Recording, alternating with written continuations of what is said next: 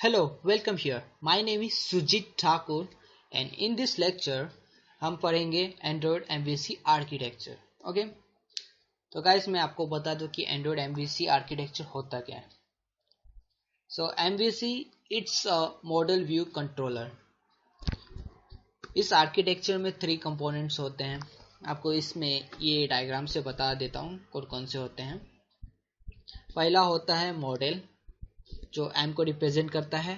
दूसरा होता है व्यू जो V को रिप्रेजेंट करता है. तीसरा होता है कंट्रोलर जो C को रिप्रेजेंट करता है. ठीक है, अब हम इसके बाद आते हैं. सो MVC के जो 3 पार्ट्स होते हैं उस पे देख लेते हैं वो क्या क्या होते हैं. जो मॉडल होते हैं वो it's business logic and data states. ठीक है, मतलब इस मॉडल में हम डेटा मिलता है, मतलब API से मिला, एसक्यूएलाइट से मिल गया, मतलब जो लोकल डेटाबेस है, कहीं और से भी डेटा मिला वो हम मॉडल में रखेंगे. और जो उसके बिजनेस लॉजिक्स हुए, जो भी हम बिजनेस लॉजिक्स परफॉर्म करते हैं वो सब मॉडल वाले पार्ट में आ जाता है. तो व्यू में क्या आता है मैं वो बताता हूँ आपको. एक सेकेंड, आपको मैं इस डायग्राम से बताता हूँ कि क्या क्या कंपोनेंट होते हैं. सो मॉडल में मैंने आपको बता दिया कि data sets and business logic include होता है. ठीक है, फिर एक और पार्ट आता है व्यू. जो आपका लेआउट होता है उसको हम व्यू बोलेंगे. एंड्रॉयड में आपने एक्सएमएल फाइल्स होंगे, आपने उस पर वर्क किया होगा, उसको हम व्यू बोलेंगे. व्यू रेंडर UI इसमें लिखा है साफ नीचे यहाँ पे. एंड ये होगा कंट्रोलर.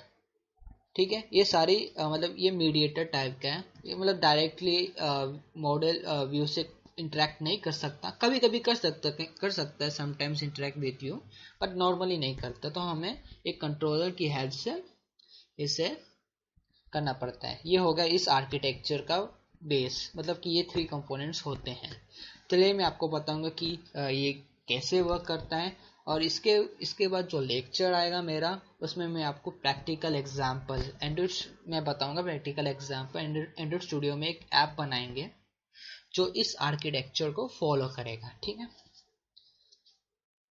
नेक्स्ट में पहले ये बताने से पहले मैं थ्योरी बता देता हूँ ताकि आपको थोड़ा सा, अगर मेरी बात थोड़ा सा आइडिया हो जाए. अगर मैं जो आपको अभी तक समझाया वो समझ नहीं आता तो आप रीड करके समझ सकते हो. तो मैं बता देता हूँ. मॉडल में it's a business logic and data state, getting and manipulating the data, communicates with the controller, interacts with the database, sometimes update the views. ठीक है, वही तो मैंने चीज़ आपको बोला था कि वो गेट करता है डेटा API से हो गया या कहीं डेटाबेस से हो गया, लोकल डेटाबेस से उसको करता है, गेट करता है, उसको मैनिपुलेट भी करता है. और कंट्रोलर जो है इससे इंटरेक्ट करता है, और जो कंट्रोलर है वो व्यू से इंटरेक्ट करता है. और ये कभी कभी समटाइम्स अपडेट कर देता है व्यू को. बहुत रेयरली केस होता है, कर देता है, कर सकते हैं मतलब. ठीक है, फिर व्यू पे आते हैं. व्यू क्या है? What we see user interface consists of HTML, CSS, XML. हम एंड्रॉइड स्टूडियो में XML यूज करते हैं, इसलिए हम XML लेंगे. It communicates with the controller and sometimes interacts with the model. It pass some dynamic views through the controller. ठीक है, जैसे मैंने आपको बताया कि इसका मैं बताऊंगा कि ये लास्ट वाले लाइन का क्या मतलब है आगे जाके. तो एक कंट्रोलर क्या होता है? कंट्रोलर, इसको मैं उधर बड़ा करता हूँ क्योंकि मेरा रिकॉर्डर सही नहीं है, इसको मैं अगले वीडियो में चेंज करूँगा. ठीक है, तो controller it is a activity और fragment. It communicates with view and model. It takes the user input from view rest services, process request, get data from model and passes to the views. Okay, चलिए मैं इस diagram की help से आपको समझाता हूँ. इसको बड़ा कर लेते हैं. ठीक है, मैं आपको मैं एक एग्जांपल से इसको समझाता हूँ. ठीक है, मान लीजिए हमें एक API से डेटा लेना है, मतलब कंट्रीज का डेटा है, उसे हम लिस्ट में शो करवाना है, लिस्ट व्यू में एंड्रॉइड में शो करवाना है. तो हम वो MVC आर्किटेक्चर के थ्रू कैसे करेंगे मैं बताता हूँ. इस मॉडल क्लास में हम API से जो डेटा आ रहा है उसको रखेंगे.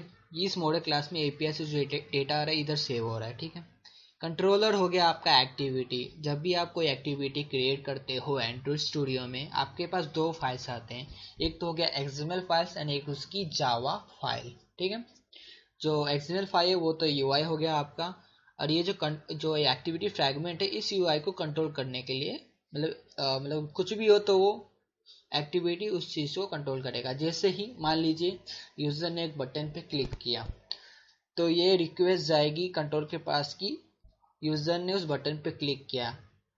कंट्रोलर में हम कुछ कोड करते हैं, लॉजिक लिखते हैं, मतलब कोड करते हैं कि अगर बटन क्लिक करेगा यूज़र तो हमें क्या करना है, उस पर ऐप कैसा रिएक्ट करेगा, वो सब डिसाइड करते हैं। ठीक है, इतना क्लियर होगा आपको। ठीक है, तो ये मैं उस एग्जांपल ले आता हूँ कि हमें अभी हमें इस मॉडल में API से डेटा आया, कंट्रीज सारे कंट्रीज का डेटा आ गया, सब लिस्ट व्यू में शो करवाना। तो डेटा आया, ठीक है, हमने व्यू में हमने एक लिस्ट व्यू इंसर्ट करवा लिया। ठीक है, फिर कंट्रोलर में हमने एक लिस्ट व्यू ले लिया, लिस्ट व्यू, और जो इससे मतलब फाइंड व्यू बाय ID से इसको मतलब जो मतलब फाइंड व्यू ID से इसको जोड़ लिया, जो भी लिंक कर लिया। ठीक है, फिर हमने एक एरे लिस्ट ले लिया, फिर एरे लिस्ट में इस मॉडल वाले डेटा को हमने ऐड कर लिया एरे लिस्ट में। अभी ये कस्टम नहीं, क्योंकि मैं सिंपल सा नॉर्मल टेक्स्ट डेटा ही ले रहा, तो एरे लिस्ट में स्टोर आराम से हो जाएगा। फिर ये एरे लिस्ट फिर एक अडेप्टर से अडेप्टर से इसको अटैच करेंगे, फिर अडेप्टर फिर लिस्ट व्यू में वो रेंडर कर देगा, अटैच कर देगा। तो ये ऐसे वर्क हुआ। ये इसे ही हम MVC आर्किटेक्चर बोलते हैं। एंड्रॉयड में हम ऐसे हम करेंगे। इसके बाद जो लेक्चर आएगा उसमें आपको मैं पूरा प्रैक्टिकल एग्जांपल दूंगा, आपको फिर पूरा समझ में आएगा। और कोई भी डाउट से आप मुझसे पूछ सकते हो। ठीक है, बस इतना इस लेक्चर में। मिलते हैं नेक्स्ट वीडियो में। Bye bye.